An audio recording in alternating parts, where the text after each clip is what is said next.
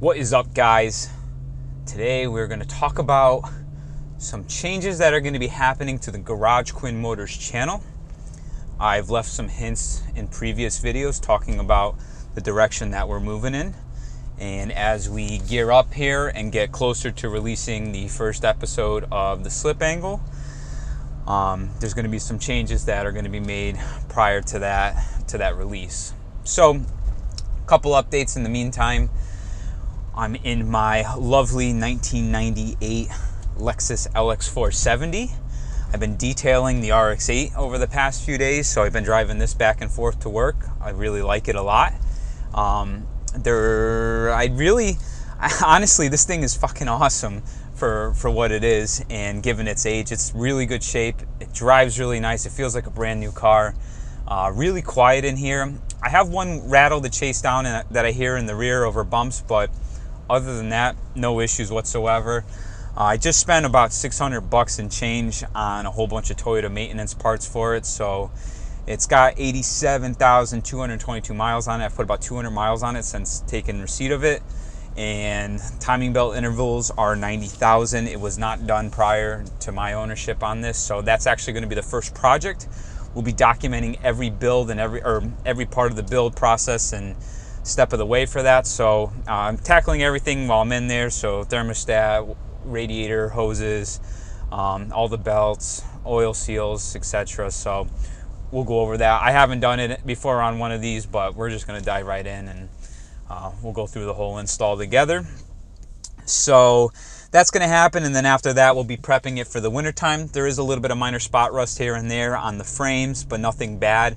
So we're going to be getting rid of all that and doing a series of undercoating and rust bullet treatments and some POR just to try to keep everything as minty as possible for as long as possible. Because to be honest with you, if I can own this damn thing for almost the rest of my life, which I think it will do it mileage-wise, I was seeing some of these with over 400,000 miles on the clock, original motors. I think the real challenge is just going to be keeping the rust and corrosion away. If I can keep this for almost the rest of my life, like, I would totally be down with that. So I'm going to try to do everything that I can in my power to make it as nice as possible. So, moving forward, the channel is changing. Like I said, I've brought on two guys during my shout out that I put out looking for help. It's Matt Weiser and Ryan Sear, which is he's from the Drive It Ryan YouTube channel. And my friend Ryan King is on board with us as well, co-hosting with me for the slip angle. So we are all I think we all share the same goal, and I think that's really important. We all work day jobs. We all kind of went about our lives in this world growing up doing the things that you were told to do, whether it's like go to school or whatever, and get a job working for a big company so you have benefits and all that other stuff. I mean, granted, each one of our stories are a little bit different, but I think what brings us all together is that we all saw the downsides to doing that, all being about the same age, which Ryan King is the oldest out of all of us by a few years, but the other three of us, we're all close to age. We see where that's just a flawed thing, and so we're trying to do something different. I mean, we all love automotive, like truly love it with an immense passion. So everything that we're trying to bring and produce for you guys is to like share that passion. And we don't know what's going to happen with it. You know, this channel is still relatively small in terms of some of the automotive channels. That's why liking, subscribing, all the engagement that you guys offer, like truly, that is the number one thing that helps the channel grow. The YouTube algorithm sees that and it picks it up and it'll push our videos more. I'm not going to ask anybody for money. We're not even doing Patreon or any of that stuff. We're footing all the expenses and production costs for putting this show together and the podcast and everything. It's all coming out of our pockets, primarily mine. But you know, we're not asking for donations or anything like that. All we ask is for the engagement. We really want this to do well, and I can tell you right now, from what we have gone over and what we have edited so far for episodes of the Slip Angle, I think the content is like fucking phenomenal. And there's just been this gap in like the automotive world for like good content, focusing on like cars that are like real grassroots guys cars. You know, we're all grassroots guys. I mean, my Miatas are my first like sports cars, and I still own them. My S2000, RX-7, like those are all stuff that's like obtainable to a lot of us guys now that we've been in our jobs and our careers a little bit, and we make a little bit of money. Granted, it definitely took me a long time to get cars like my S2000 and in the FD and stuff, but we want to like celebrate those. There's nothing wrong with modern cars. Somebody mentioned that he thought our podcast was about bashing modern cars, which it's not. Modern cars are fucking kick-ass, and if anything, they're almost too good. But there is something that's left to be desired a little bit, where like, first of all, the price point is, I'm not buying these modern high-end sports cars. They're not in my budget, and I think that they're not in a lot of people's budget. So that's one thing. So that's why we're trying to play off of the cars that are in everybody's budgets. But we will still test modern cars and put them on the show to give you that data, just so you can see how tuned versions of the cars that we grew up with, how they compare to the modern offerings. And the same thing with cars that are even older. You know, there's no guideline for what we want and what we don't want. I mean, we're kind of open to anything. We love automotive like in general, so it covers a big majority of that. The other thing is that modern cars just kind of lack a little bit. There's a little bit of the driver engagement and interaction that's gone with these modern cars, with the way that they're built to the modern safety standards and everything else. The chassis are fantastically rigid. Don't get me wrong, like they are the best that we've ever had. Even like your run-of-the-mill cars are pretty freaking rigid for what they are. But there's just a little bit of loss of that driver connection, that driver engagement, you know, and that's why I kind of favor more the 90s cars. They're not complicated up the ass with a whole bunch of electronics. That's a big thing for me, working on cars and tuning them and diagnosing stuff. I really don't get the modern electronic stuff.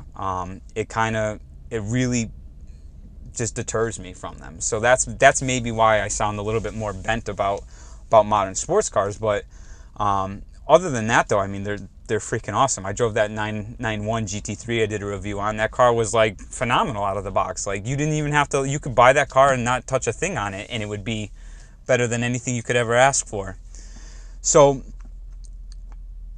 with the show, there's a couple key things that we want to highlight. We want to exercise these cars. We want to show you these cars being exercised to their fullest. And I think that's like kind of like the driving factor that got me into doing YouTube in the first place, is because I would always find myself being frustrated when I was trying to find good content, showing a car that I was interested in being driven appropriately, to see what that car was like at its limits, what its handling characteristics were like, what its balance was like, how easy it was or like how abrupt or smooth it was in an oversteer situation. Like, stuff like that was always really important to me, and it's hard to find that. I still think that it is a little bit. So that's one of the things that we want to play off of. Again, we're doing performance instrumented testing on everything, so you can see the comparisons of how stuff compares to other cars. The equipment that we got records G-forces, so you'll see some of that. There's going to be lap times. Certain things we can do braking tests and acceleration tests, although that's going to be, because of the time constraints we have with some of these cars, that's not going to be for everything, but we will be able to do that, especially like with our own stuff, because that we can film at any time. We're doing the podcast, and we're going to keep our own build segments. So I know I just went off on a big tangent.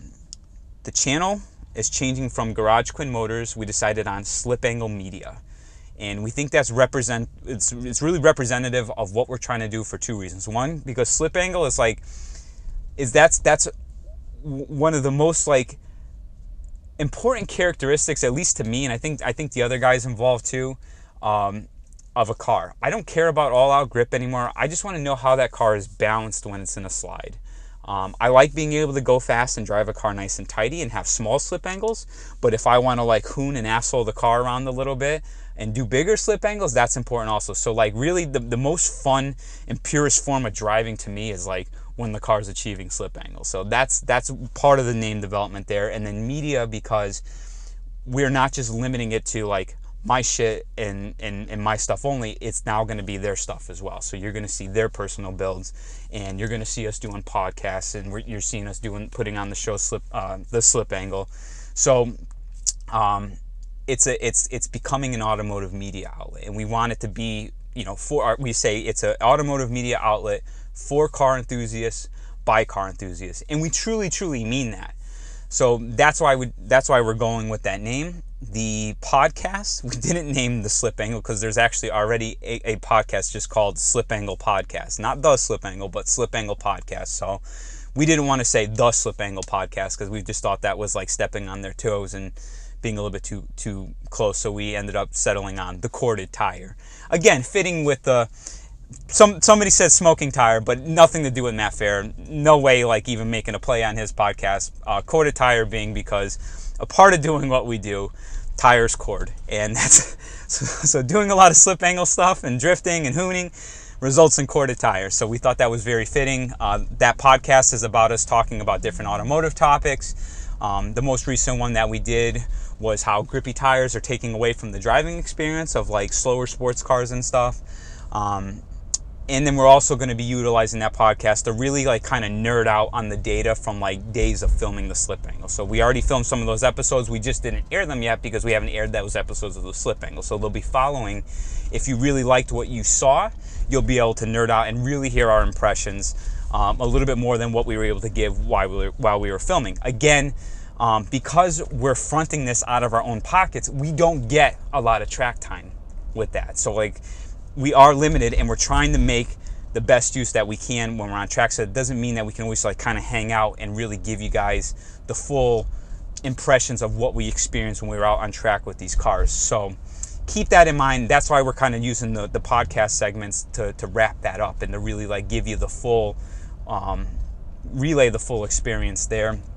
We're also going to give you guys the full raw footage of each one of the episodes. So if you do want to dish out and nerd out on that, and you love just watching the car lap and like seeing how different laps, like where we make mistakes and stuff, you're going to get that data too. So I think what we're doing is really cool. I've always personally like longed for something like this when I was searching around on YouTube and stuff, but I think you're going to enjoy it, and I'm really excited about all this, and I think this is the right move for the channel.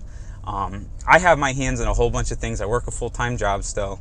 I have 2 side businesses that I work on. So I because of that, and I'm not trying to make this sound like I'm complaining or an excuse. I'm not complaining, okay? Maybe a little bit of an excuse. But because of that, I can't produce content continually, and that's not fair, and it doesn't do us any favors on the channel, because YouTube definitely favors quantity over quality. It doesn't matter how hard you work on a single video, it wants to see you uploading videos regularly. And I don't know if you guys have noticed this, but as of recently, we've been doing, before I would do 1 video a week, but now that I'm working with these guys, which are all great guys, we're doing multiple videos a week, and I think that's really awesome, and that's more content for you guys. And doing that allows us to keep a level of quality control, so we're not just giving you garbage. That was one thing that I was always a firm believer in, and I refuse to do it. I don't want to just produce garbage and give it to you guys for the sake of having a video up. I hate the idea that it just goes against like what I believe in. I'm not knocking any of the guys who daily vlog. That's awesome, and I like totally respect the audience and where they are by doing that, because they're doing excellent doing what they're doing. It's just going back to like everything that we're trying to do, like the whole focus of the channel is like really encompassing being a car guy. Maybe that means that takes away a little bit from our personal lives being in there, but it's really just to kind of keep it all focused around the automotive enthusiasm. And as we go forward a little bit, because let's face it, there are going to be times where like we need to talk on camera. So, and I don't think it's a bad thing to have a little transparency and let you guys see into our lives and like kind of understand stuff a little bit. Like for instance, I'm doing a video, I'm shooting it with the guys about my house story. I know that's been a thing that like I took a hiatus for a while. I came back and like, here's the house and here's my big ass garage. But a lot of people, it's confusing because I didn't win the lottery. I didn't get some awesome job. I literally went from my 1,000 square foot like shithole house that I bought when I was 21 because I got kicked out of my house when I was younger. And I like fought tooth and nail buying a complicated property that had a lot of issues, but like was an awesome property. But like fought tooth and nail to pull that deal off, and was like the guy who came along after 7 years to pull it all together. And honestly, it's a great success story, and it really like changed my life. Everything that like I've been doing as of lately with like the business stuff and everything is because of the success story of that house. So I want to share that with everybody, because I think that it's really worth like hearing, especially if you're kind of lost in life. Because I was lost, I will say that. I'll let you in a little personally. I was lost in my late 20s, and that house really consumed me, took my attention away from everything. That was the cars, it was my personal bullshit dilemmas. Like, it took my focus away. But when after like the water cleared and everything, and I succeeded in it, like the clarity moment that I had as a result of that just changed everything. And it's been a roller coaster spiral ever since. Like I work more and harder now than I ever have in my entire life, and I credit it all to like bringing everything together and pulling off that house deal. I want to share the story with you guys. I'm not going to tell you the price now, but I'm going to tell you guys how much I bought that fucking property for, and I think it's going to make a lot of sense, because let's put it this way, I do feel like I won the lottery in buying that house for what I bought it for, with the garages and everything. So that's coming soon also, and I think that's just about it. I literally was editing last night with the guys till 1 a.m. It was a work night, and I'm airing this video today. I'm on my way home from work right now. And we're working hard. We don't want to rush the episodes, or the episodes releasing them, because we're just trying to really do this thing right and give you guys the best possible automotive content that we can. Keep in mind, this is all new to us. You know, we're learning as we're going. We are definitely going to make some mistakes, and like you're going to see some stuff in the content that we could have done better. We are our own worst critics, and we scrutinize stuff constantly, and we're constantly seeing things that we can do better, but we're trying to implement them as we go. And I think from a starting point, we're starting off so fucking solid, doing everything that we're doing. And given that there's going to be some minor mistakes here and there, I still think it's going to be super, super kick-ass content. So a lot of exciting things going on around here. You will still see Garage Quinn Motors. Garage Quinn Motors will still be for my personal build stuff and my personal cars. That is all stuff that's still going to happen. So it's not going away completely, but we are now officially going to be called Slip Angle Media. You will see that change being implemented this weekend. So guys, thank you so much for sticking with me. Thank you so much for welcoming the new guys into the channel. Please like treat them as you would treat me. You know, and like I said, if I can ask for one thing from every one of you, is if you like what you see and you appreciate the stuff that we're doing, please, please, please engage with the channel. Like it, comment, subscribe, share the shit out of it. We really, really want this show to succeed.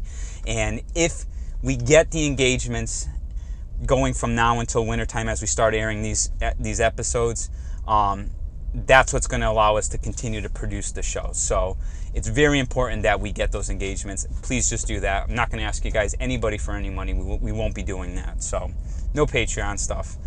But all right, for the sake of not rambling, I'm going to cut this one here, guys. Thank you all again so very much, and stay tuned for all this exciting stuff that we have to come. I can't wait. I can't wait to release it. That's how good I think it is. It's the best content you are ever going to see come out of this channel. Forget everything that I've done, even those, like, I've had some decent stuff that I put out in the past. What we're doing with everybody working on this together is fucking phenomenal. 150% better than anything that's ever come out. So stay tuned for that episode of the Slip Angle. It is coming out probably, I want to say next week, but I don't know the exact release date, but that's what we're really grinding away towards. So that's it for this one, guys. Till next time.